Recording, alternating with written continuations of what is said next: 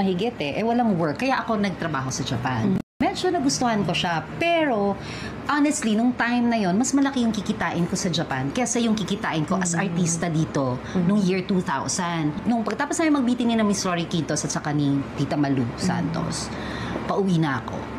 Nagdasal ako. Sabi ko, Lord, bigyan mo ako ng sign.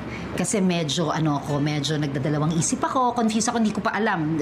50-50. Gusto nila, kumbaga, bibigyan nila ako ng 48 hours para sumagot kung tatanggapin ko or hindi yung pangako as Madam Claudia. Sa pag-uwi ko, remember? Kasi parang mga ilang taong ka lang na, parang mga 12, Mga ganon.